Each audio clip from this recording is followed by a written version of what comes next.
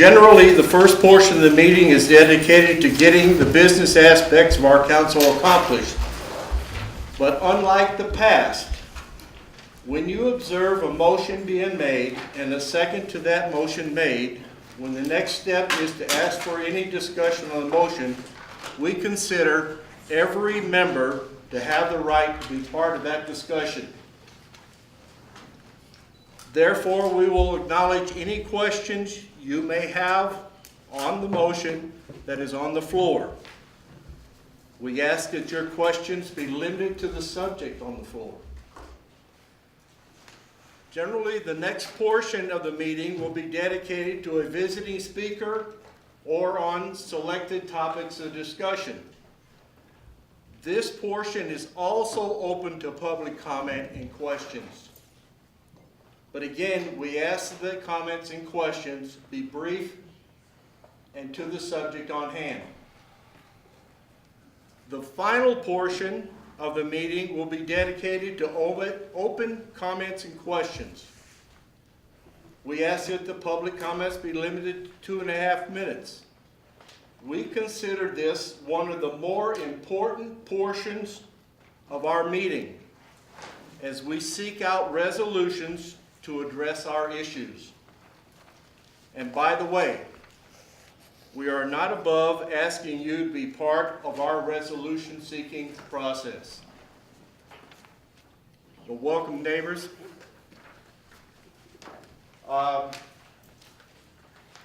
First thing I'd like to do is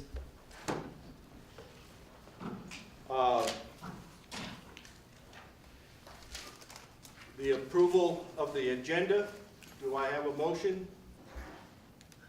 Mr. Chairman, Yes, ma'am. I would like to request a position on the agenda in regard to annual report, please.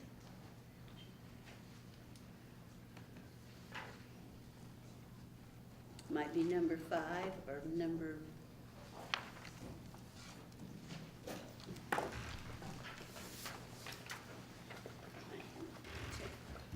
We have a motion to discuss the annual report. Do I have a second? Second. We have a second. Do I have a discussion? Maxine, would this be a report of this council? Yes. What was accomplished, what happened in the last 12 months? Basically, Yeah. yes.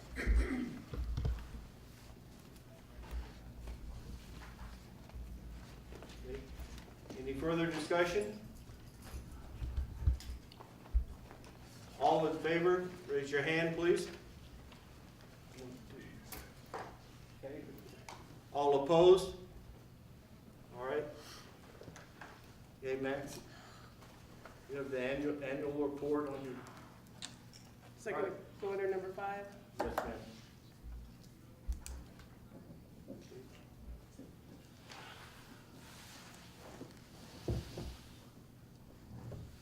All right, any additions? Any changes? Okay. All in favor of approving the agenda? Raise a hand. All right, let's go. Approval or changes of the minutes of the last meeting. Do I have a motion to approve the minutes? I move that we approve the minutes. Joan? Okay. Do I have a second? I second. Second, Edwina. Any discussion? Any changes? Okay, all in favor, signify with aye. Aye. All right. Okay. All right. Now we're down to the official business on this. First of all, I would like to pass out to all the council members on that, if you would. This is a summation of the Community Policing Council Summit meeting on that. I do want to let you know these notes were taken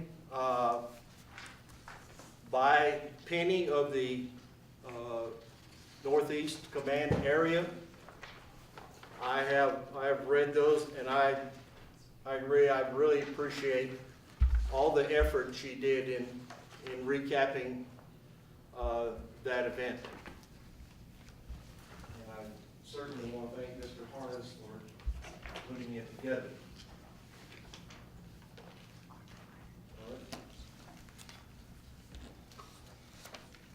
All right, the next one, we're getting the audience. You want to read that down? This is as you all know, we just completed 2 weekends of the DOJ training with Mr. Rickman on that. And I'd like to let you know that out of that, first of all, there is to be a discussion and resolution that APD's commitment to CPCs will extend until at least the end of the settlement agreement. If you look in paragraph 263, it's only a 2-year commitment, and that commitment is up this coming October. It was a concern of this council that, hey, we're in this thing for the haul. So that discussion is going to be happening very shortly. The Northwest CPC will draft up a set of guidelines universal for all the CPCs. The Southeast CPC will work on the development of a website for our CPCs. As you know, linking up through the ABQ, kind of hard to get your minutes up, and anyway, we're going to have one for the CPCs. The Southeast CPC will also be working on a logo that will reflect the diversity and objectives of the CPCs. The Valley CPC will draft up a document to explain how our recommendations will be sought and how they will be processed and responded to. If you'll remember in the summit meeting, several of us reported we had never got a reply back on our recommendations that we have on that. So that process will be done. And just for your information, Mr. Rickman will be back June 8th through the 10th. And every one of us chair people and every one of us that have these have a commitment to have our projects done and ready for them, at least by that meeting on that. The importance in seeking and obtaining input from the entire diversity of the CPC was strongly emphasized. Thus, the statement, if you live here, if you have a business here, if you have an association in here, we need to hear from you. We want to hear from you. This council that you see right here, we've been going to Neighborhood Watch and explain to the CPC. But now we're going to go and we're going to try to get their name and an email so that we can ask them, if we have a discussion going on, we can ask and get everybody's input.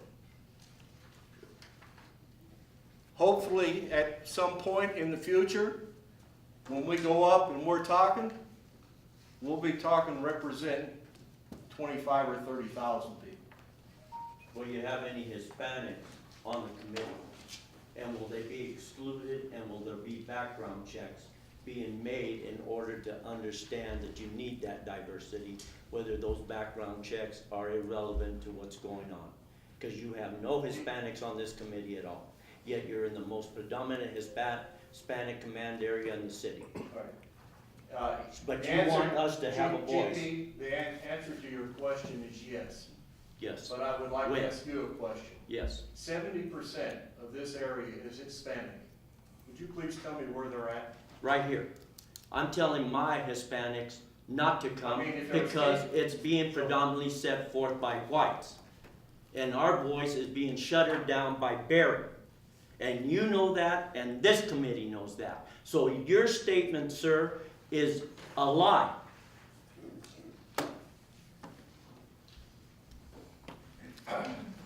My statement from Point Jim of order. Suter is not a law. It's not a lie, GP. You know it, and I know it. Point of Because order. you talked to me after the last meeting in the parking Right. lot, sir. A commitment that the DOJ will be back here on June 8th through 10th to review us and our accomplishments on our projects.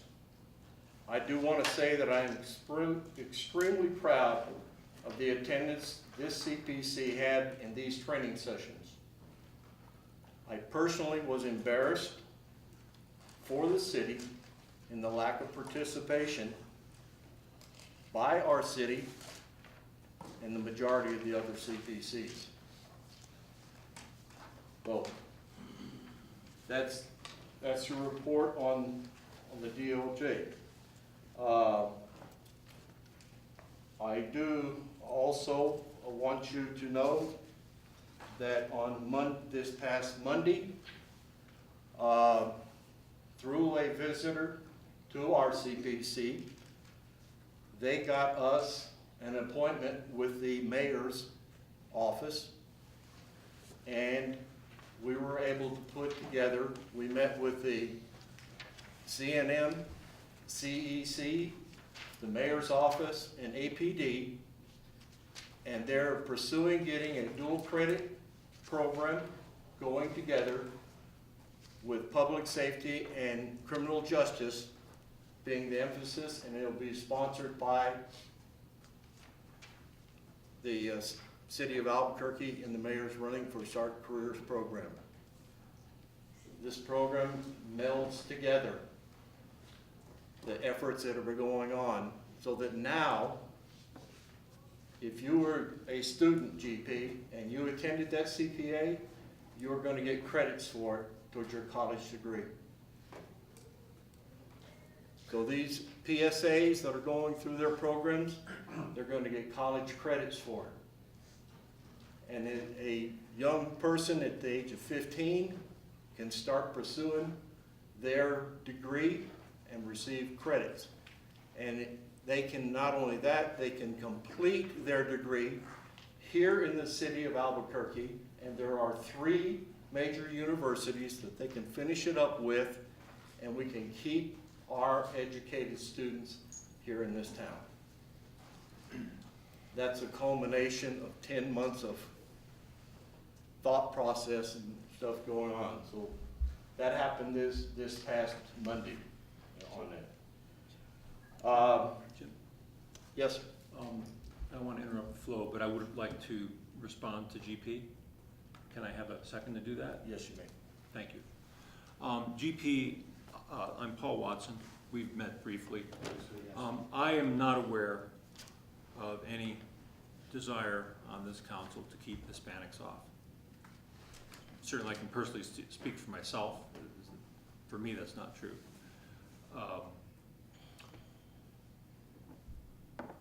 You brought this up before. What is, in your eyes, what's the remedy?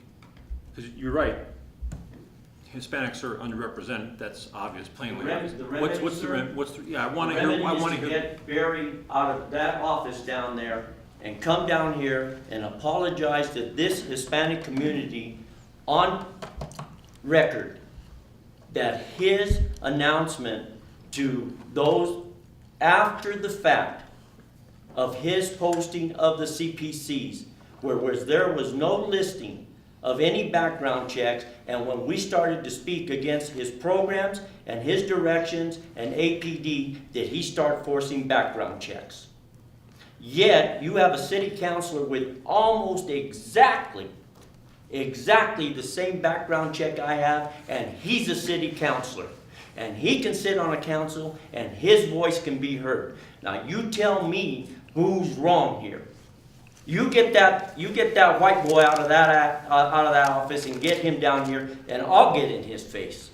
I don't think that's right for you to say that, sir. That's It is right for discriminatory. me to say that, ma'am, because it didn't happen to you. I It's don't not, know. it's discriminatory. You're not the one that was raped. You're calling people white people and you Yes. discriminate.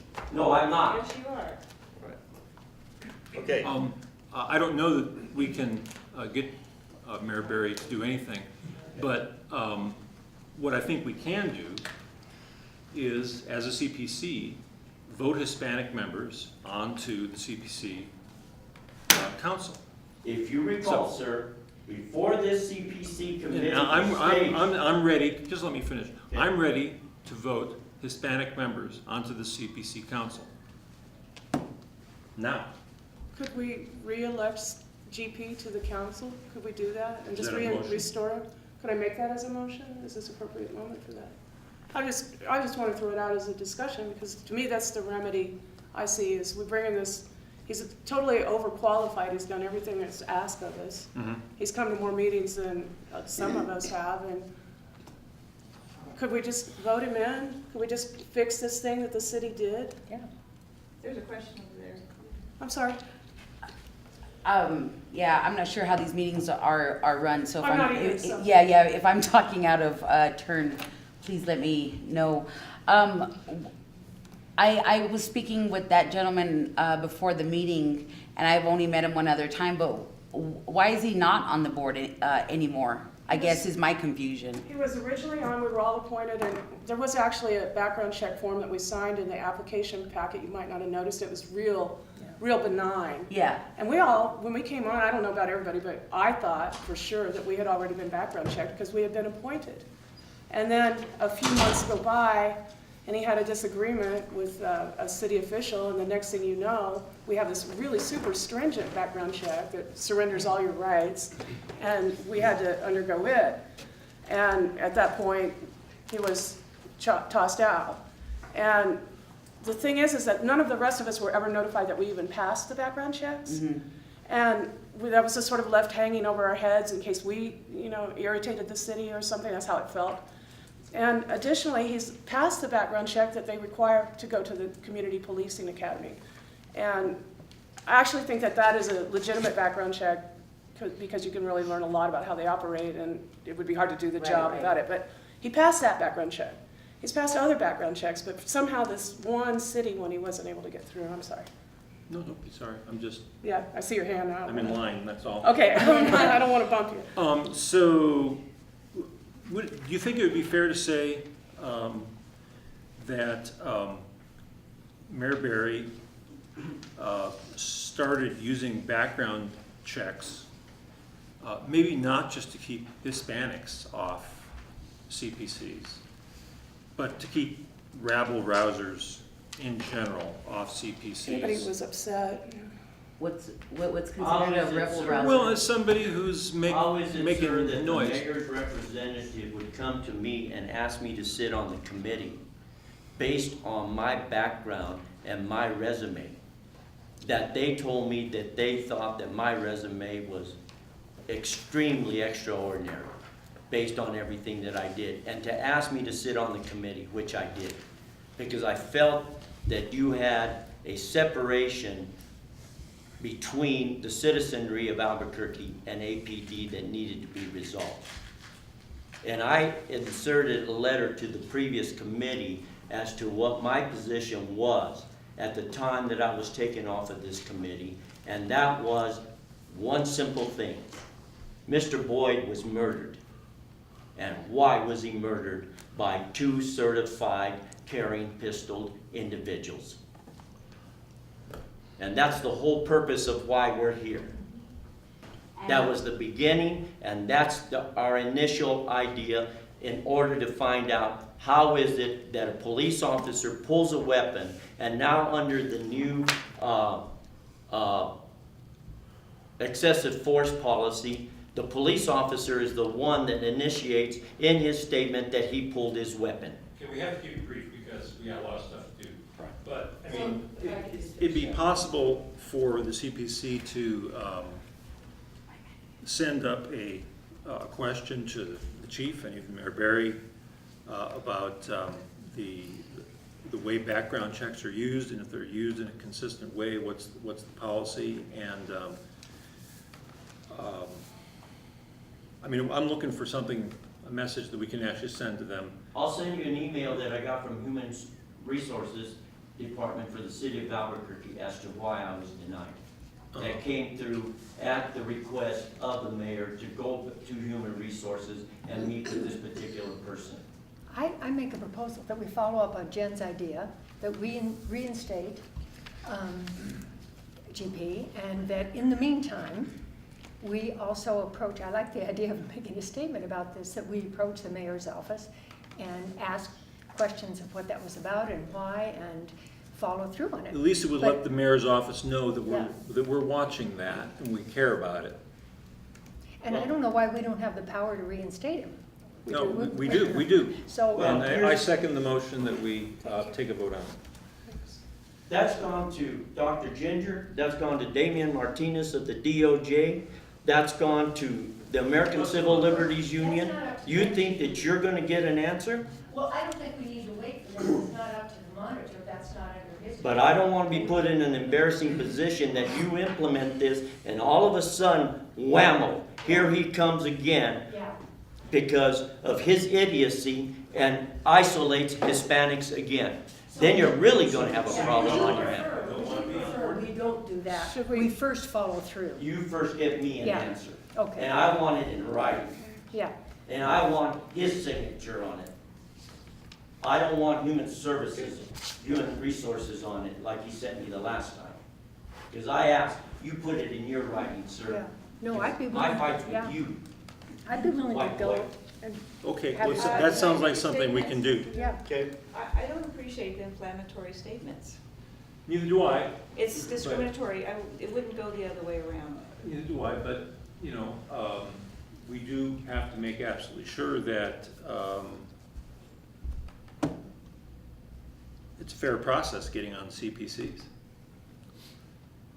I mean, that should be very basic. Should definitely be fair, Yeah. but. And so we should at least, well, make it very clear that we have this particular, you would like to ask about your particular case, and just in general, how are these background checks being used as a device to suppress the voice of any segment of the community, or to keep people who are particularly critical of APD or the mayor's office off CPCs? Yeah. Point of information, is there a motion on the floor? Are we discussing a motion? Because didn't you second what Jen said, but did she put it in the form of a motion? Well, and I But then think it we've sounds- even gone by that, JP. Well, so are you Make another withdrawing? motion. Yes, no, I'm making another motion, that several of us approach, go through a process and approach the mayor or whatever office we need to get it clarified, this process, and make our statement of what we plan to do. And you would like to have us make that as clear and in writing as possible. And I think we're not just approaching this because of you, we're approaching it for anyone. Yes, For the yes, community. but you don't mind us using your case as a specific example? No, you can Okay. use So, mine. Max, you did ask. so we have Is a there motion and a second. Is there any further discussion? All in favor of it? Aye. All right, opposed? Could somebody restate the motion very clearly? I think the exact language is going to, this CPC, I'm stating it, okay, you ready? Yeah. This CPC is going to send a letter to the mayor's office, probably CC the chief, asking how background checks are used, and if they're used in a consistent manner. We have reason to believe, new sentence, we have reason to believe, based,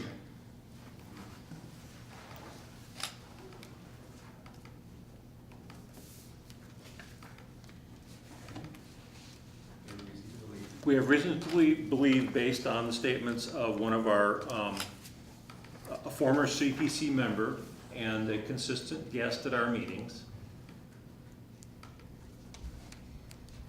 that background checks may have been used to discriminate against certain individuals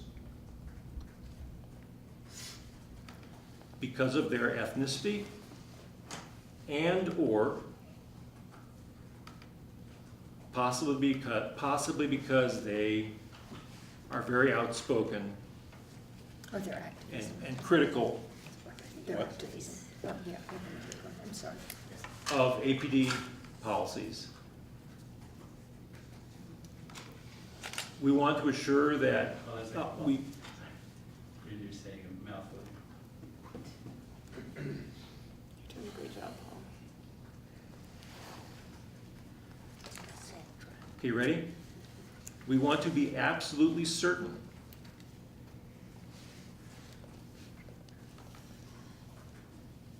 that the background check process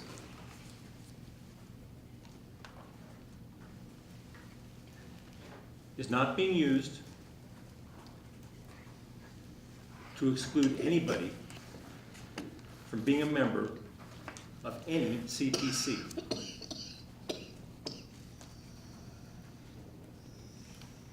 We request a written response from Mayor Barry on this issue.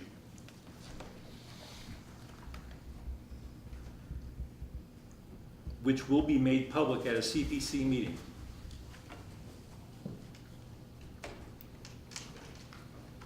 You can put in the word prompt there, prompt response.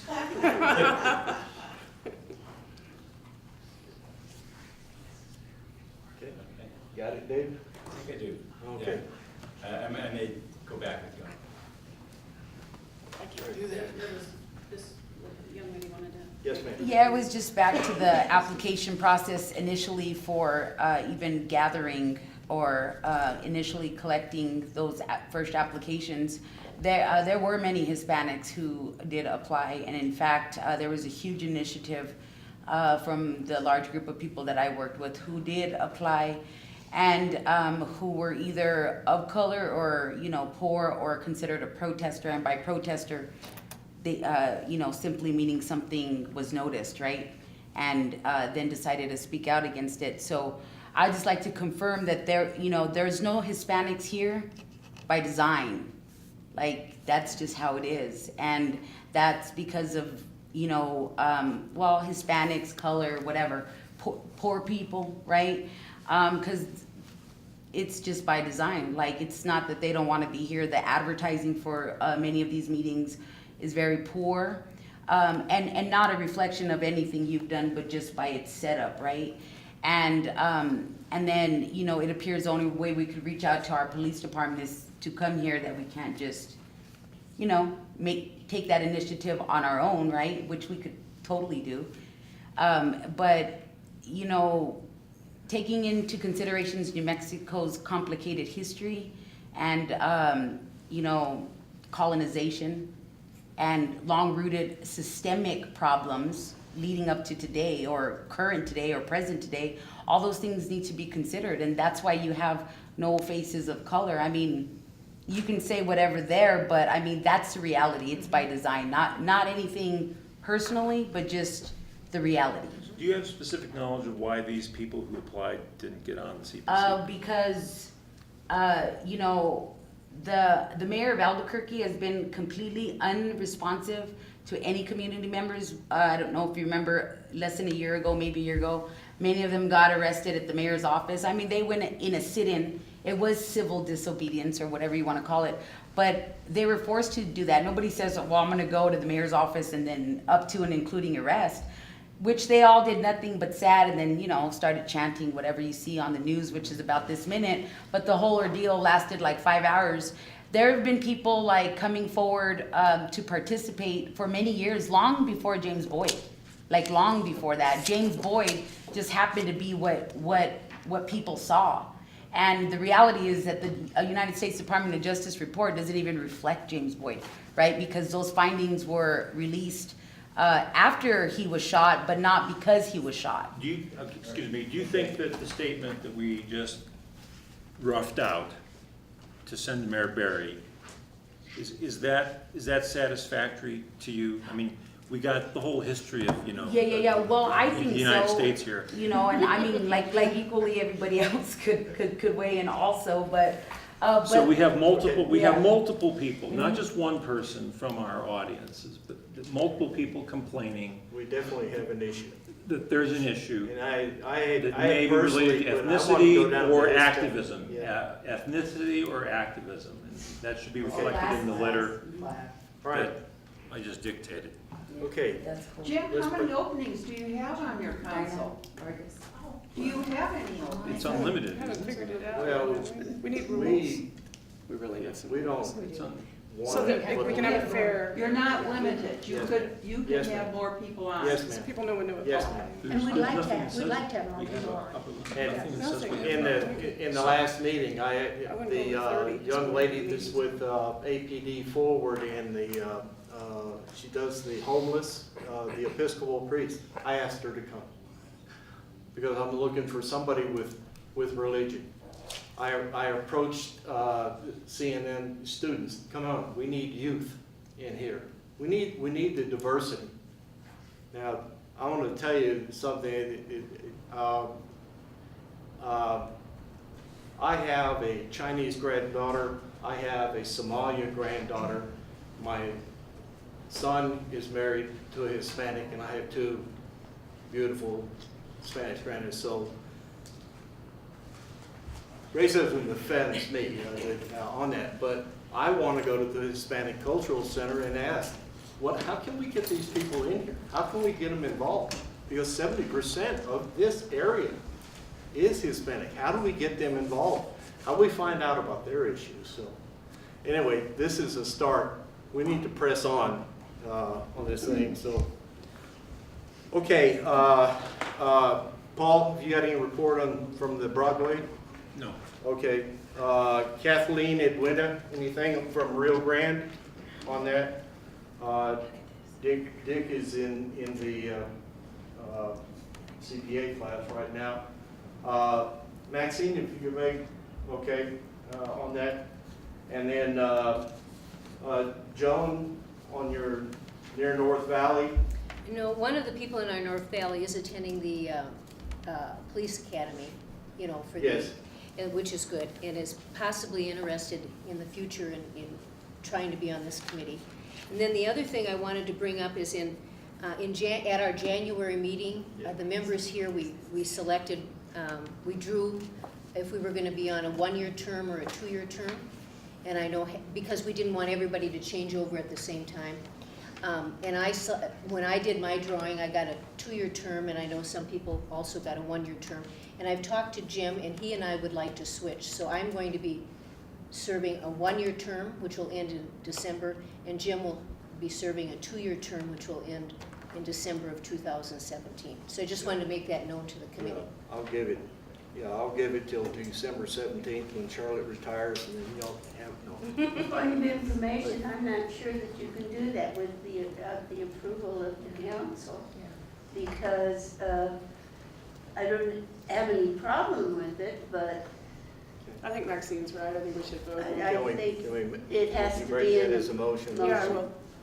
I'd like to move that we allow the switch. Okay, do we have a second? Second. Any discussion? All right, all in favor? All right, You're legal. I'm with you till December 17th, and, Glutton for punishment. yeah. Okay, directions? I don't have anything to do. Okay, all right. Selena, community outreach. And you passed around the camera? Okay. I have a question for Selena. You said last week that you were going to have an appointment with the water? On Friday. Oh, it's tomorrow. Okay, all right. Water.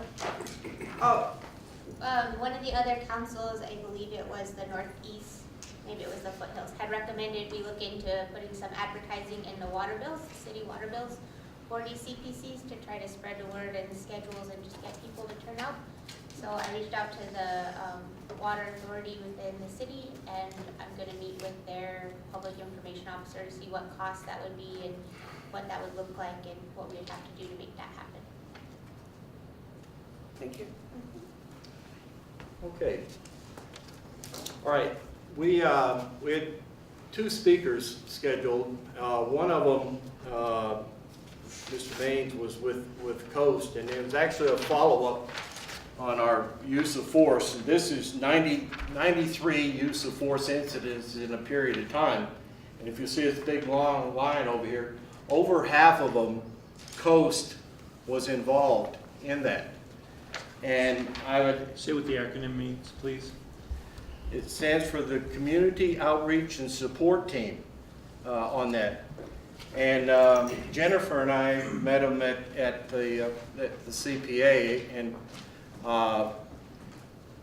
they're the primary reason why on those 93 instances, only 4 of them resulted in arrest. Because these people are a group that address mental health issues, suicide intervention, runaways, homelessness, substance abuse, child abuse and neglect, elderly abuse and neglect, crisis intervention response, grief, and the basic needs. And instead of these people going to jail, these people are getting them to help on that. And I wanted to, I was hoping he would speak, but he got double booked. He's in the Northeast right now talking at the mental health conference on that. So at this point, I would like to turn it over to our next speaker. Erica Wilson is your manager. She is the one that manages the 1.1 million calls to 242 cops and 911 on that. So Erica, on.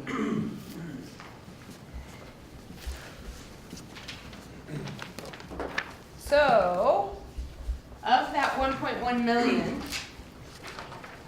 total phone calls that we took last year, we took 375,000 911 calls. I was not meant to be a teacher and write on the board. And we took close to 600,000 242 cops calls, and then the other calls were other incoming lines. Of these 375,000 911 calls, 85% now are cellular that we receive. So here's a question to ask. How many of you only, and you don't have to publicly answer this, but how many of you only carry a cell phone? You've eliminated your home phone because it's money. How many backup batteries do you have? If we had a significant natural disaster or a power failure of some kind, how many backup batteries do you have? We've all become very dependent on our cellular phones. So I wanted to share with you what we actually get when you call 911 when you're coming to us from a cellular. When you call from a landline or a VoIP system, that kind of telephone system, the call comes to us and it'll give us a landline or a computer, your cable phone system. That'll give us a specific name of the subscriber and address that you're calling from and the return phone number. If you're calling me from a cell phone, I initially only get the tower that your cell phone hit and the phone number you're calling me from. That's all I've got. The FCC has mandated that most vendors give us what's called a phase 2 911 call, which then gives me a latitude longitude, which is a 100 to 300 meter confidence area. So if it's in the middle of a field somewhere, if you call me from in the middle of the park and I'm sending officers to your call, you're going to be a lot easier to spot. If you're calling me from the center of Walmart or the center of a mall, it's a little tougher for us to respond. So we still count, when you call 911, we still count on the voice conversation. What's the address that you're giving us? Where is the actual location so we can get help to you faster?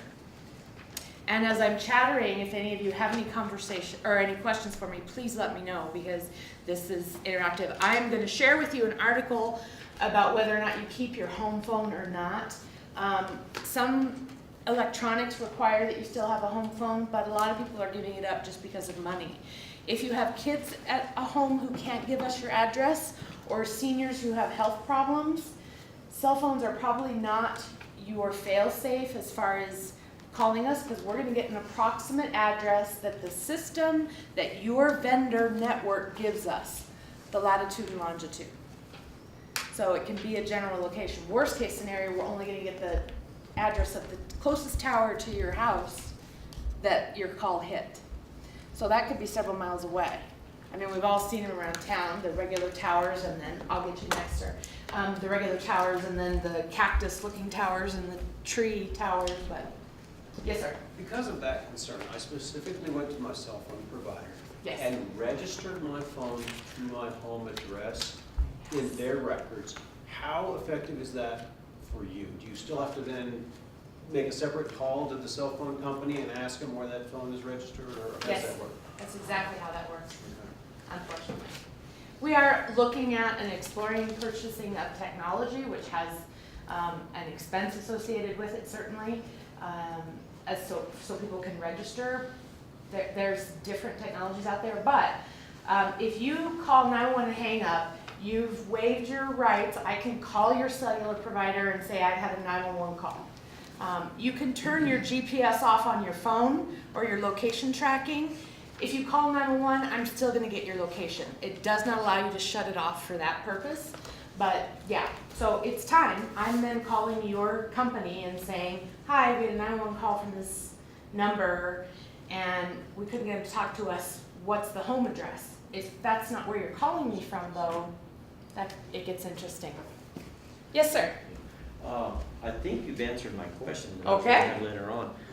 If a person is calling in on a 911 and it's the person that's making the call themselves that says he's attempting suicide, would that activate officers being sent to the wrong address because you can't coordinate the coordinates from that cell phone? And I asked because we ran into that on a priority call. And I said, wait, how does this happen? It could have happened in several ways. So the system, let's say I'm going to pick a Verizon, okay? Verizon will triangulate with their equipment in whatever way, and they send us that location. We put in the call that the call is coming from this area. It's not that specific address necessarily, because the system will give us a pinpoint address, but there's still the circle of confidence that goes around it. So it's in that general area. If we get the caller to confirm with us that they're at that specific address, that makes it even more secure. We couldn't get a confirmation, so the whole block was surrounded, but we couldn't determine where this individual, because he said that he had an AK-47. Okay, so Yeah. I'm saying, okay, we have the house surrounded, Right. 4 houses from where the actual individual was. It's the technology. It's the technology.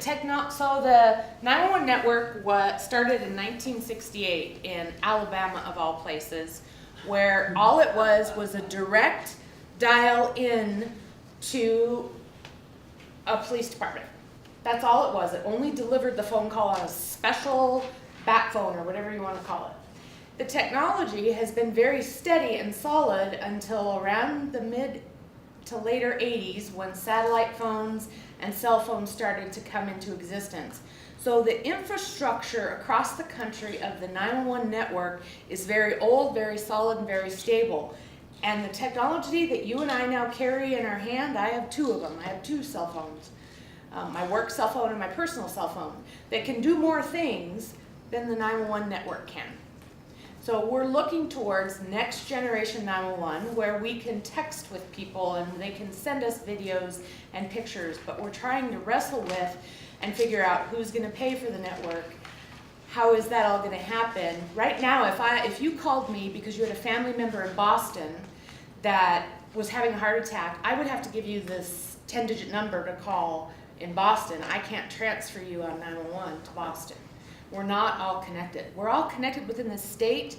So if you call me about an emergency in Las Cruces, I can transfer it to Cruces or anywhere within the state, but I can't go out of the state. Because again, it's back to this 1970 infrastructure and technology that didn't even dream of smartphones and the things that they could do. Your app on your smartphone conceivably could provide a more accurate address than some of the 911 technology. Because it's bouncing off towers and, yeah. Well, you touched on the concept that the app on the phone could actually solve the problem. Have you any information about apps being developed that people could just download and their phone would solve this problem? Instead of your end trying to solve it, their phone could solve it? There are apps out there that will tell you that they can port that information over, but they're not necessarily connected to the 911 network. The 911 network is very separate, very secure. We don't want to be hacked. We don't want to be this. We don't want to be that. And a lot of those other things can. So while, yes, the technology's out there and somebody's 17-year-old kid could probably design something better than what's in place, the network that's in place is very stable and very sturdy. And so we're looking into things like NPLS and other networks that we're going to deploy in the state so we can do better geographical coding of location information. I still get a lat long, I still get a general area where you're at, but it's still the voice conversation with you saying which house is it, what color is the house, those kind of things. That couldn't be determined. And if Yeah. the individual had the AK-47 that he said he had, Right. the officer that jumped the fence would have been dead.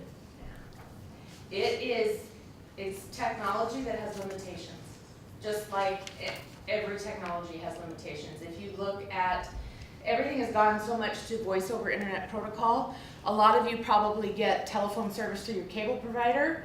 That's VoIP service. You don't have a backup battery to that, so if you have a power failure after a certain amount of time, you're not gonna have home phone service. So there's lots of things that this technology is jumping way, way ahead, and we're trying to catch up and be cooperative with it.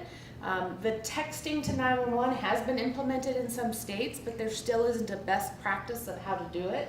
And most people, even the centers that have gone live with texting to 911, have found they only receive a very few calls via text. If you text within this state to 911, you're gonna get a bounce back message. It'll tell you 911 service not available, please call, or some message to that effect. Because that will tell you that you can't text us. We still want to be able to talk to you. If you're in the trunk of a car, that's when texting can be beneficial, if those kind of scenarios. So we are trying to get that technology in place, but it's mostly the hearing impaired community that is wanting text to 911 because that's the way that they speak. So, yes, sir. Hi, I understand you're not with COAST specifically, but I'm just curious about how the Emergency Communication Center screens calls to determine whether or not specially trained officers, such as the ones with COAST, should be responding to deal with mentally unstable people or emotionally or psychologically deranged people, whatever you want to call them. Okay. So when I receive a 911 call, the first questions that we ask, where, what's occurring, how long ago, are weapons involved, and is anybody injured? Those are our core questions that help us determine the priority of the call. If there's a mental health aspect to it or other resource aspect to it, we really work with the field units because they've all had CIT training now. But it's really with the field supervisor that will coordinate if additional resources are needed. And so they would make the request to us, could you call CIT or get me the number for, say, CIT, and the field supervisor will. So how does that I think it's relevant because if you look at some of the incidents, and I don't know a whole lot about this Boyd incident, but I understand he was mentally unstable, and if you look at even like this incident with the little black boy in Cleveland, Tamir Rice, where he had a fake gun, but that wasn't passed on to the dispatcher or to the police responding, that it was and I understand he had removed the safety markings, which is not good. Orange, yeah. It's really bad, right? Yeah. But nonetheless, the caller said several times, it's probably fake, it's probably fake, it's probably fake, but by the way, you know, it's a gun. And that wasn't passed along to the responding officers, and they saw what they perceived to be a gun without thinking, well, maybe it's a fake because the caller had mentioned it might be a fake. So I'm just curious about how, as a practical matter, that communication happens at the field level with your office. As a practical matter, the person who's handling the phone call in my center, because we're the largest PSAP in New Mexico, so in my center, a 911 operator is on the phone with you. They're not speaking to the officers. They're taking whatever information you're giving them and then putting it into an event into the computer. It then goes to whichever area command that address belongs to, and that dispatcher then voices the information to the field units. At the same time, the field units, well, not exactly at the same time, but within a few seconds, the field unit will get the call on their mobile data terminal, and they can also read the comments that we have added. There is that filter factor though, however. If the dispatcher didn't voice a critical piece of information, that's a dispatch failure. But do you understand that at those local field levels, they may have more information in their system, so they know who they're responding to when they get that? There's several things that we do in regards to that. Yes, there are officers that know their areas, their beats, their so on. This person lives at that house.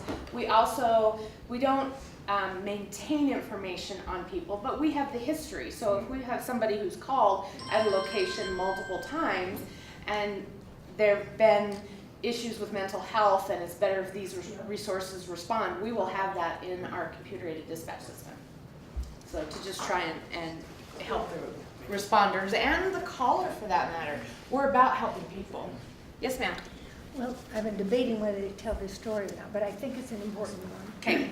And I don't mean by telling the story that I think it can be generalized or that it's your fault.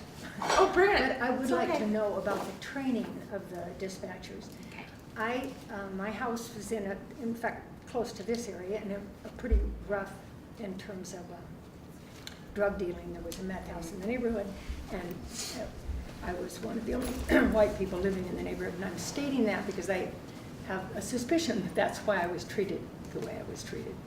I came home one evening, it was about 9 o'clock at night. I pull in the driveway, and I see the door of my house open, and the lights are all on, and there's a tree branch inside the front door that's across the window, so I could see this huge tree branch. And I'm thinking, I'm being robbed. So I pull out my cell phone, I call, and I give the information of the address, what my name is, that I think I'm being robbed, that I've just returned home. And she says, the police are busy, nobody can come help you. And I said, maybe I wasn't clear. I actually think they're still in the house. Right. So that seems important. You could get them on there while they're there. She said to me, lady, I don't care whether they're inside or outside, there ain't nobody coming. How long ago was this? It was years, maybe 8 years ago. Okay.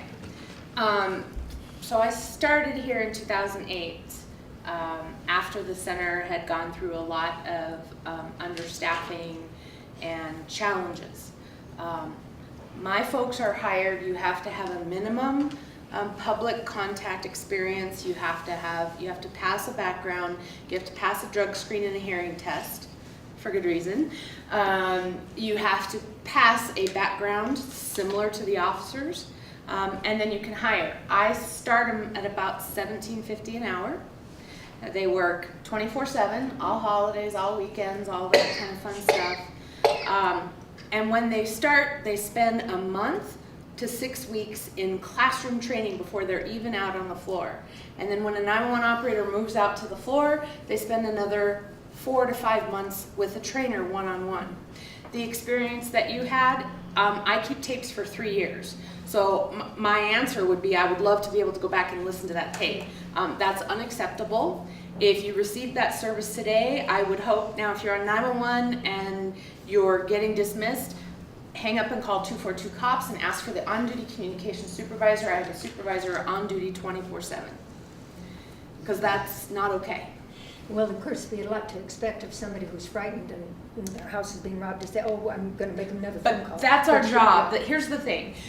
If you're getting dismissed like that and she's saying, I don't have cops to send for that, and basically hanging up on you, and I'm not saying that she did. She did. Then if you can't remember to call 242 cops, then call back to 911 and ask for the supervisor. My preference is it's on a non-emergency line, just because then it's easier for the supervisor to handle. And we have a certain number of trunks that come into the center, so we want to keep as many open as possible. But that was unacceptable. Well, I can understand that there may not have been any cops available, and It that's a doesn't problem matter. of the city. But what would, tell me how you would respond to that now. So I call and say, I think I'm being robbed. I would ask you enough questions to determine what's occurring, to determine where you are. I'd get a location. I'd ask if you see any suspicious vehicles. I'd ask a whole bunch of questions, and I'd keep you on the line until officers arrived. Even if there weren't officers available, We figure it out. we figure, okay, good. Units either break from other calls, or field supervisors respond, or, you know, there's no doubt we're stretched right now, but we make things happen when we need to. Good. So, Thank you. sorry you had that experience.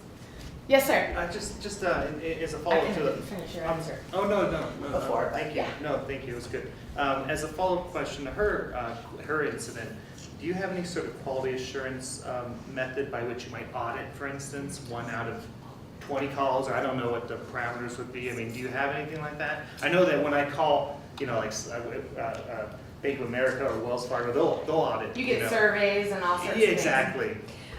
We do a minimal random audit, and I'm saying that because I have 136 staff that cover the center 24/7. On, like tonight, my minimum staffing is 14 911 operators, 8 dispatchers, 2 NCIC operators, and 1 to 2 supervisors. So my employee to supervisor ratio is 1 to 14, and so they do observe and listen as they can. Sometimes it's through feedback from customers, and you're our customer, that we review a call. Do I have a formalized QA program? Not yet. That's on my wish list, 100%. A center this size should have QA, a routine QA. We also only answer calls for the police department, and you come to us first for safety issues. So when you come to us and you say, hopefully don't, I mean, call us if you need us, but hopefully you're not having a medical emergency or a fire emergency. What we do is we transfer you over to the fire department. They're in the same building that we are. They're co-located with us on the other side of a wall. They're staffed by sworn firefighters, and we transfer you next door. If it's a response for both, then both of us go. Yes, sir. Something you just said confused me. I probably just heard you wrong. No, that's but all right. If my house is on fire, it sounded like you just said I'm not supposed to be calling 911. I did not say that at all. When you call 911, you come to me first. You come to the police side first, because we always Yeah. screen for safety. Okay. And then if you need police, or if you need fire or EMS, I transfer your call right next door. It's on the other side of a wall, but technically you go back out and then you're with the fire department. So yeah, no, if you have what's intended for 911 is in progress life-threatening emergencies. So it's not that you woke up in the morning and you noticed that your lawn ornament was just taken. You didn't see anybody suspicious, there's nobody around, there's nothing going on, it could have happened anytime overnight. That's a 242 cops call. 911's for life-threatening. Accidents can be life-threatening, whether they're injury or not, just because they're blocking the roads, those kind of things. Then we ask enough questions to determine what priority the call will be. So my staff spend, if they're gonna be a 911 operator, which is a separate job than dispatcher, if they're gonna be a 911 operator, they spend about 6 months in training. If they're gonna go on to dispatch, they then spend another week in classroom and another 5 to 6 months training to be a dispatcher. So the dispatchers have a year in training and the 911 operators are about 6 months. Yes, ma'am, and then I'll get you. I was gonna ask you that, how many calls do you get about, can you help me open my pizza box? Or can you send the cops to, you know, control my child or something? We get those calls. I know you do, but is it a lot? It's a reasonable number. One of the benefits to the city of Albuquerque, so let me back up and tell you, I spent 17 years at another 911 center in Arizona, and I came here 8 years ago.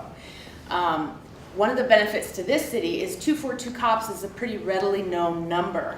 What we're coming across now is, because people don't use the flip phones to text anymore, is people don't know what to dial with the 0, and it's really 242-2677, and they'll dial 2077. So I have some people who will call the complaining saying we're not answering the phone, and it's, what did you dial? Okay, I find out that they've dialed 0 instead of 2677, but those calls happen, and you try and determine what the emergency is. We're excellent news stories If there's a 911 call that goes bad somewhere across the country, it hits every news station because it's good stories. It gets people's attention to hear 911 calls not being handled well. The one that in my industry on my blog servers right now is the Kid Rock 911 call that had to do with one of his assistants being killed in an MTV accident, and that dispatcher is now getting a lot of heat for how they handled that call. So then everybody thinks, oh, that was here. We're not all connected, we're not all together. We all have different rules and policies and guidelines, but we're still on 911 and we're still supposed to be helping people. So that's the distressing part when I hear it. When you call, there's a freak and a re-freak syndrome that's very common when you're having a true emergency. So a lot of times you'll feel like you're starting to calm down and you'll start to freak out again. And sometimes we have to raise our voices a little bit to get your attention, but that's not something we should sustain. We shouldn't be yelling at you, because then nobody's hearing anybody. And especially with cell phones, it actually cuts out some of the volume and causes some problems. Could you explain the difference between the job description for the 911 call, person, and then you talked about dispatcher. Dispatcher. So the 911 operator takes all the incoming 911 and 242 cops phone calls. They then enter the call if it's a call for service. Sometimes it's a call just for information, like how do I get my pizza box open, or I've been on duty when we've gotten the how do I cook my turkey call. No, that's another number. But the 911 operator will ask you the questions they need to determine what priority and what type of call it is. And then they enter it into the very sophisticated computer system that we have, and it goes to one of the 6 area commands. And I have a dispatcher at each area command. They then screen the call, and then they'll send units. So the dispatcher is the one that talks over the radio to the officers. They're not talking to the public, usually. They may be calling you if they need you to step out because the officer wants to meet you out front, or they're trying to find you, those kind of things. But those are the 2 different jobs. All my staff are required to be certified by the state of New Mexico as telecommunicators. Similar, not to the same level, but it's a similar certification that can be revoked, just like the law officer, the peace officer certification. So my folks have to meet certain criteria. 1, 2, 3. If I'm having an encounter with a police officer, Yes.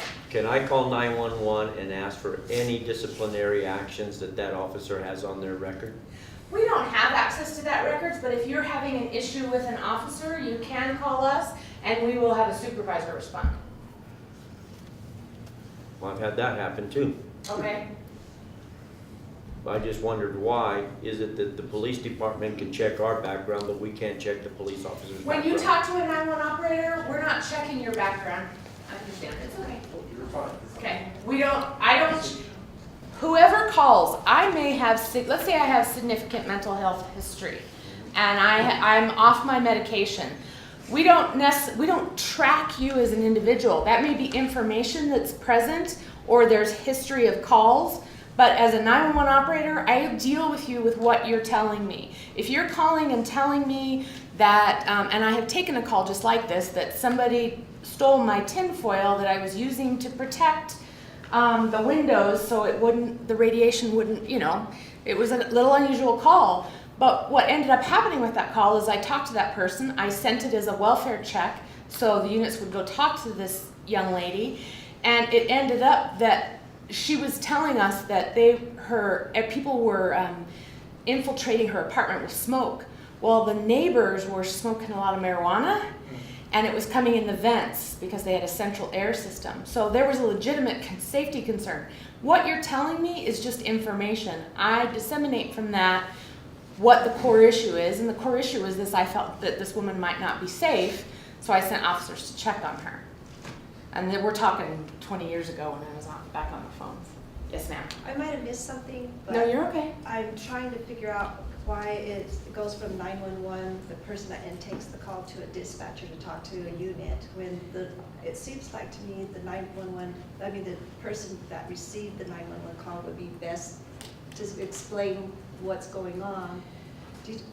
I get your question. So at some point, if you want to come up and take a tour of the center, I'm happy to invite this group up there. in larger centers, you almost have to do it that way because the volume of incoming phone calls is more than one dispatcher can handle, along with keeping in communication with the officers. So they're doing things as well. They may not be responding to a call, they may be checking out on a traffic stop, and we have to run the plate to see if the vehicle's stolen for the officer's safety, or we're calling for a tow truck, or we're doing lots of things in support of the officers. So I can have 50 officers on one area command or more that I'm managing. So talking to the citizens as well distracts me from the radio traffic. And if an officer called out that they were in trouble, I want my dispatcher on my radio. I don't want them on a phone call. So they so the communication, you know how you communicate one person. Telegraph, says that telethread, yeah, yeah. and it changes from one to the next. So I guess there's a way to keep that from getting. We do our absolute best. It's important that we do lots of role playing and practice. We make sure that they are encapsulating the information that you give me over the phone. You may say, I'm going to draw a blank, of course. The rooster ran down the road and turned left and went and flew up in the air and flew up and went down. And we really only care that the rooster went west. So we'll filter down everything that you're telling me and we'll put it into the call. And then the dispatcher then voices it, and whatever the 911 operator wrote in the event, the officer can also see.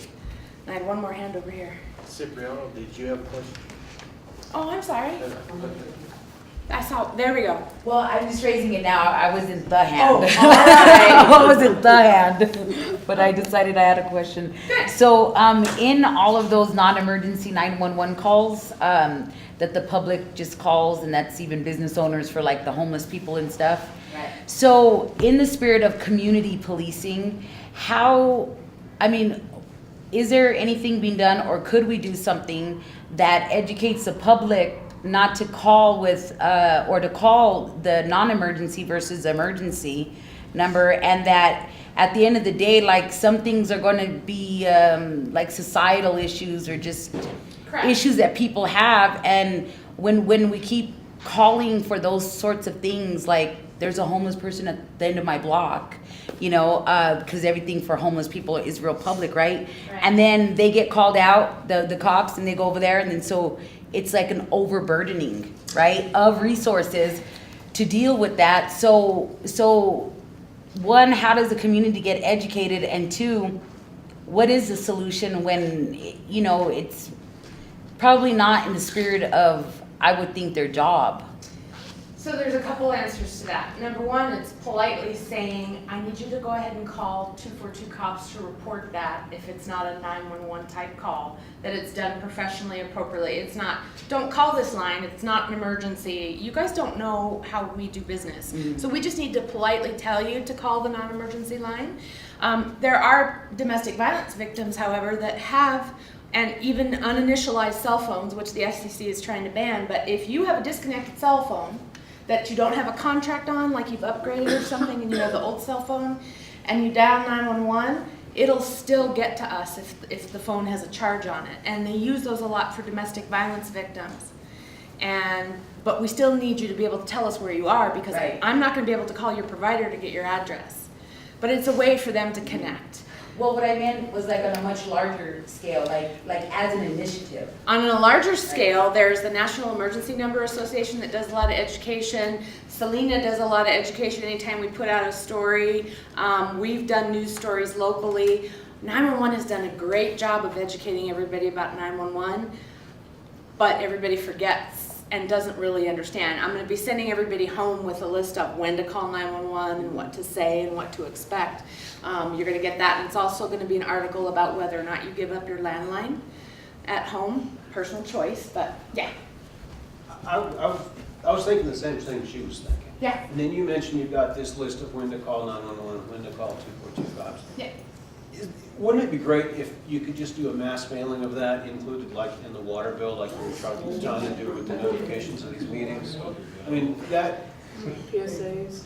just get that We've done information next to the PSAs, paper. I've done community programs. It's just everybody's gotten very used to and desensitized to 911 is for emergencies. So, point taken, point taken. And I like, I'm sorry, go ahead. Either way, I like the 311 system too. Yes. And I think that was a great thing to have implemented.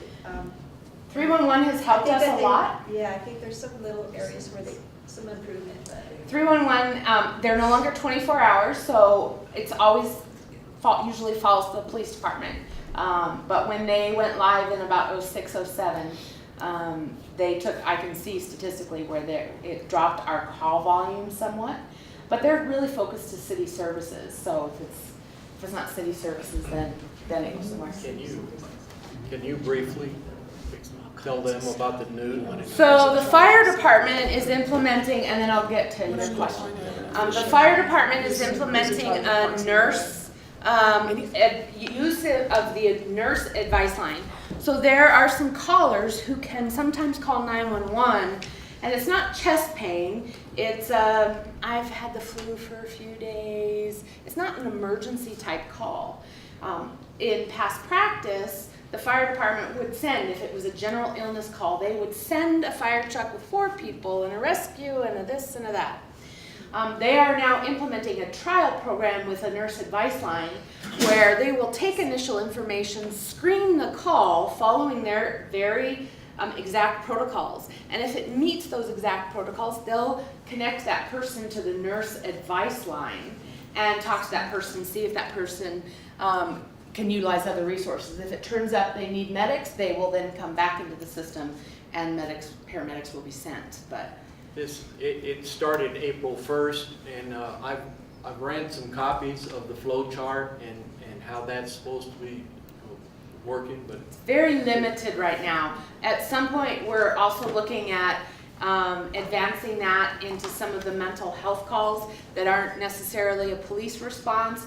There isn't an imminent threat to anybody's safety, where we may start engaging the New Mexico Crisis Line or Agora to talk to some of those callers. So we're working on things. okay. Whoops. Just a real quick question. I guess, in terms of the interplay between 242 cops and 911, do you have a pattern? Do you have a policy where you transfer those calls from one to the other, or you just tell the caller to call back the other number, or how does that work? The 911 network and system is very different than 10-digit lines. So when you call on your cell phone, hopefully you don't have to, but when you call on your cell phone and dial 911, it'll take a while before you hear any generated ringing. When you call a 7 or a 10-digit number, you get ringing automatically because the system knows where it's going to. With 911, your call goes to a central office after it gets out of your cellular network. The central office looks at the call and says, okay, you belong to this 911 center or that 911 center. So that's why you hear some clicking and some long ringing. If you're on 911 and you really need 242 cops, we should politely be asking you to disconnect and call the other line, because if I transfer you on a 911 trunk, that line is tied up. And I want to keep them open. One second, I had a bunch over here and then I'll come back to you. Yes? Sometimes I read in the paper that a Bernalillo Sheriff's Department is called. So do you handle those calls? No. So, but they seem to operate within Albuquerque, the city of Albuquerque. They are on the northeast side of town, far northeast. We are on the very southwest part of town.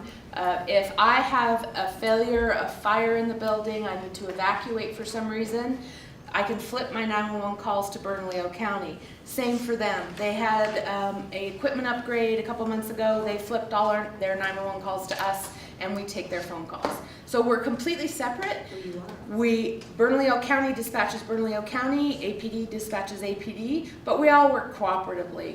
Like, I could tell you every manager at every center because we all work with each other when we need to. So we're the only, in New Mexico, you pay, I'll get you, sir, 51 cents for every phone that you have per month. And that goes to the 911 fund. That pays for all my telephone systems, employees training, and generators, and battery supplies, and all sorts of things. So you guys are funding us, and I thank you. Yes, sir. Just wondering, Village of Los Ranchos, Bernalillo County Sheriff's all around, no ADD. Correct. What 911? Now, and here, good thing that you said that, because we specifically say 911. Number one, September 11th used to be a very special day for us in 911, but after September, the tragedy of September 11th, we have nothing to do with that day other than honoring those people that lost their lives. But we also don't say 9/11 because, and you'll still hear people do it on the radio sometimes.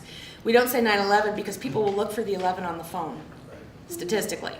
Now, if you're in Los Ranchos and it's county and you're calling from a landline, you're going to go to county.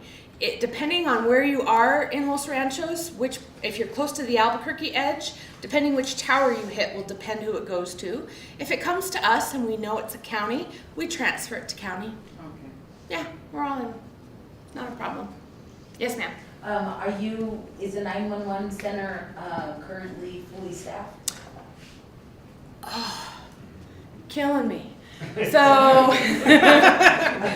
no, perfect commercial. I'm just saying you're killing me because we've had a story done on us every month for the last 3 months, and they're getting ready to do another. I hired 9 people in September. They spent 6 weeks in classroom. I lost 4 of them because they did not pass the final classroom exam. We gave them a week of remedial training, tested them again, and they still did not pass. I can't afford to put people on the consoles that don't have the knowledge or don't do the studying. So between September and now, I was down 20 employees. We hired 10. The city thankfully put them through the process in the most expedient way possible. I had 10 that just hit the floor this week. They finished their classroom, and now it's open until May 2nd for both Telecommunicator 1, which is called 911 Operator, but it's Telecommunicator 1 is the city title, and Telecommunicator 2. Both positions are on the city website, and we're looking for applicants. So I have 10 more to fill, but I'm still looking at 5 to 6 months out before I realize. My turnover has normally been, a lot of centers run a 40% turnover rate. We've been running around 9% turnover, so we've had a very good rate in comparison. But we just had a little hiccup. I had quite a few people who moved out of state. One went to be a bank manager. It was just, it was like the perfect storm. So I've never been down that many people. Just a random question. Do you have psychological testing of the operators, just in the sense that you're dealing with high stress positions and you want conditions and you want someone who responds in a calm, kind of collected manner? Or is there any element of the process that tries to ascertain whether or not an individual would respond well in a stressful situation? We currently do not do psychological testing. Through the process, we put them at the console so they know what they're going to experience, so they at least have some exposure to it, but we don't do formal hire, not hire based on psychological. We do have multiple resources that we utilize. We have the chaplaincy service.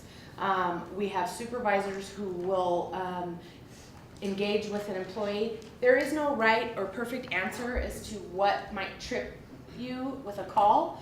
The call that will stick for me for my life is a 5-year-old who was running in her front yard playing with her siblings, and she was eating a peanut butter sandwich, and she tripped and fell, and the sandwich lodged in her throat, and that mom worked so hard to try and dislodge that, and she was transported, and she died.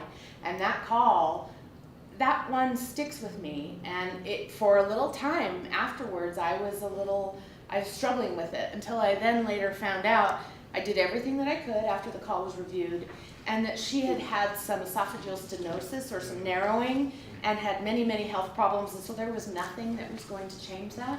But yeah, everybody's different. We also have other services. We have city employee assistance, and I know you need me to shut up so you can keep going. We have city EAP, employee assistance counselors, and we also have our behavioral health division where I can call and have quite a few times if I have an employee that's struggling. So we watch our folks. And we also empower them with, if you need to shake it off after taking a certain kind of call, tell us. Okay. Any other questions? Yes, ma'am. I'm sorry, I forgot you. Well, I was gonna ask Shame a on me. question about when a person that calls 911 for assistance, Does the 911 operator determine whether APD or BCSO should get the call if it's not in the city? We have very Or does it- sophisticated maps. Okay. Very sophisticated. We actually have two maps. We have our telephone map, and then we have our dispatching map that have a lot of detail, and it'll show us the borders and those kind of things. And Okay, I know I've sat in and watched 911 Great. operators work. And I know you have, when they're in training, you have supervisors sitting with them. I have a trainer with them. Assisting them. How do you determine, or after what length of time would you determine that they are not fit for that program? It's usually pretty well demonstrated.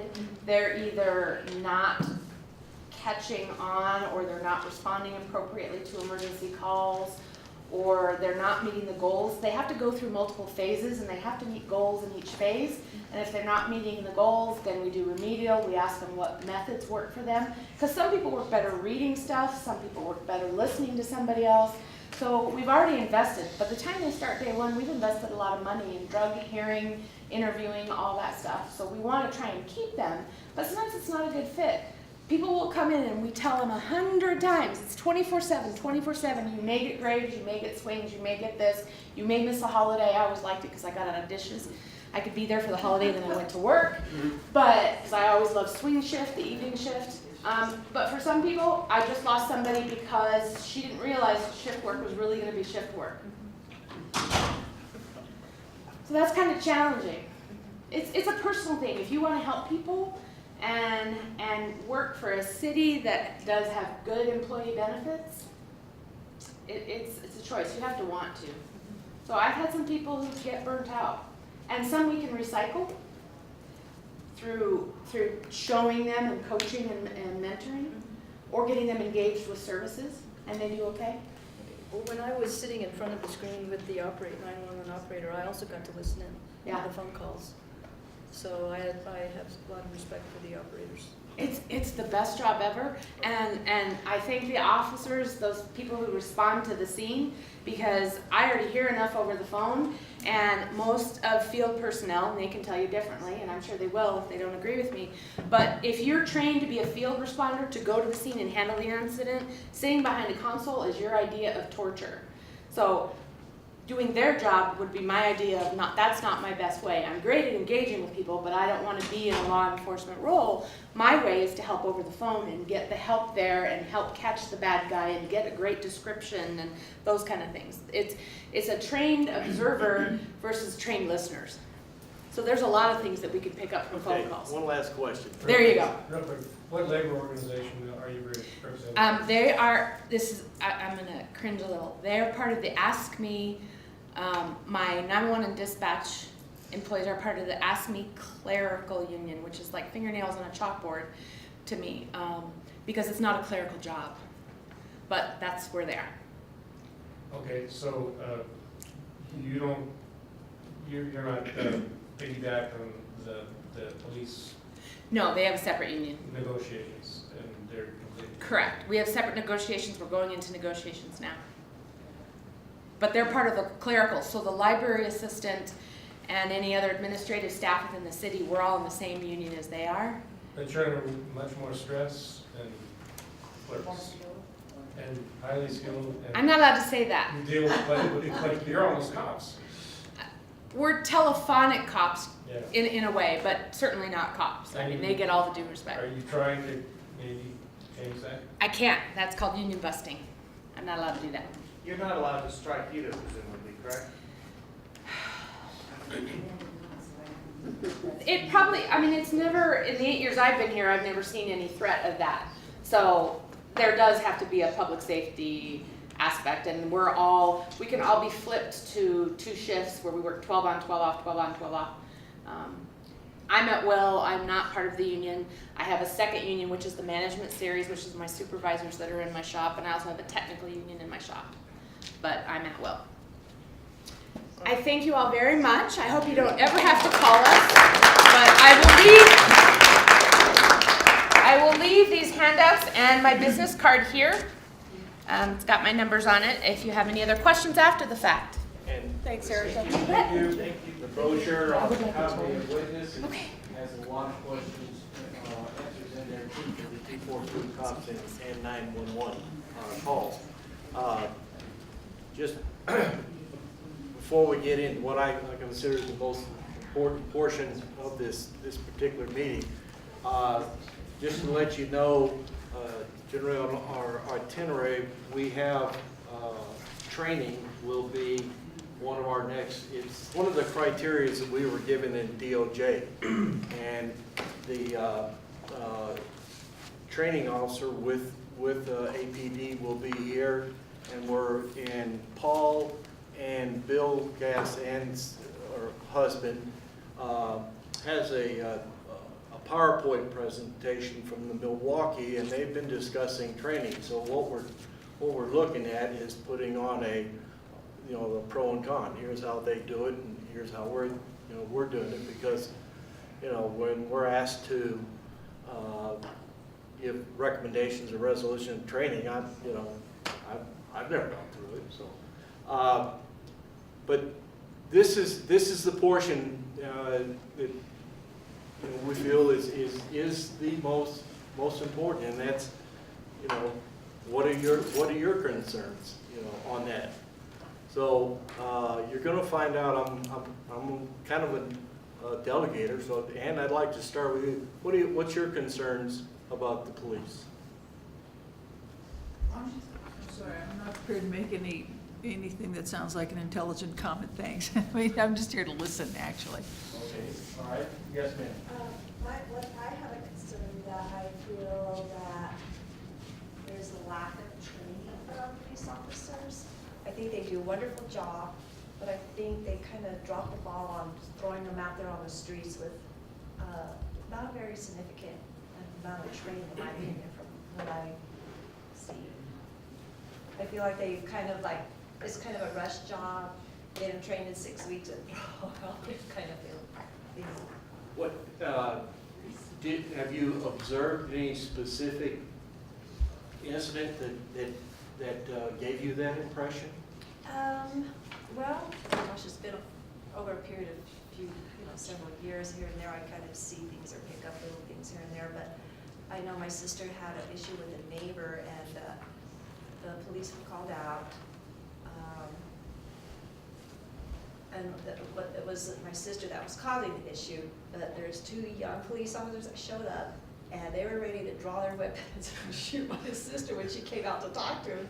Oh, they're standing on our property, and we're like, because I mean, one of the police officers was like ready to grab her gun, and we're like, oh, wait a minute, So I think sometimes that the pressure of the position job, I feel like they should have a little bit better training. Well, I might want to add that one of our next sessions, and I was going to ask Kathleen, excuse me, you're going to have the one in July. Okay. Surprise. But we have the camera policy and the use of force policy, and these are actually expire in use of force expires in July. So what we'd like to do in this particular session is we would like, as a group, we'd like to go through this line by line. If we have any questions or recommendations, let's get them put in. But we have 2 approved policies, on that. And Kathleen and I will be getting together and trying to get the word out to you too. But that'll be your homework assignment for that one. Let's go through this. Let's go through this, line by line, word by word, and bring up those questions. Yes, Ed? Jim, could I address training a little bit from the department perspective? Yes. So training-wise, the officers go through a 28-week academy as cadets, and then they go through another about 6 months as field training candidates. And so that means they ride with a senior officer. That rookie officer is shadowing that officer for a good 6 months. That whole time, the senior officer is evaluating their reports, how they're interacting with people, the way that they're responding to policies and procedures, addressing any questions that they might have, or if they've just taken a call and maybe they didn't understand something, so that the senior officer stepped in and then took over whatever was happening. They go back in the car and as they're writing the report would discuss it and talk about it. We have actually one of the longest training periods in Albuquerque, and that's something that's new and has started with this administration.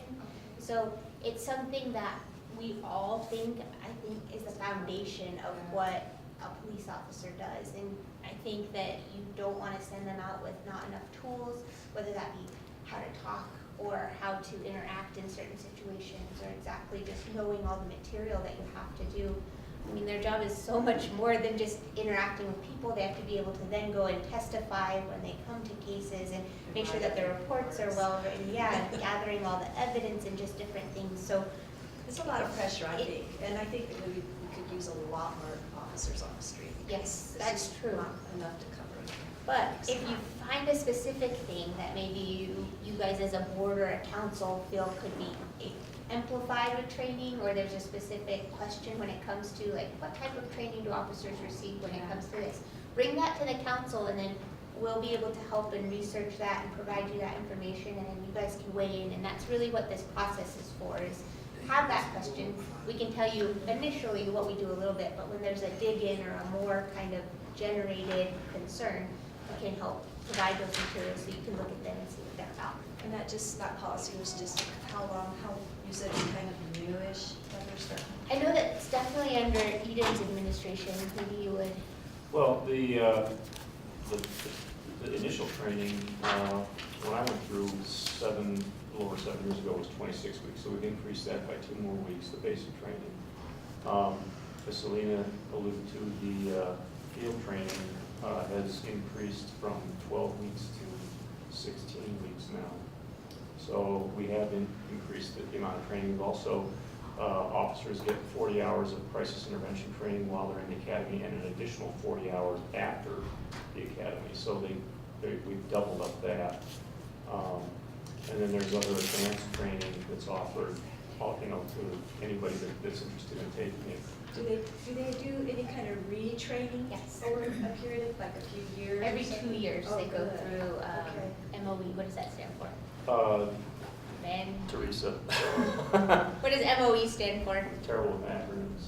But It's continuing education. Yeah.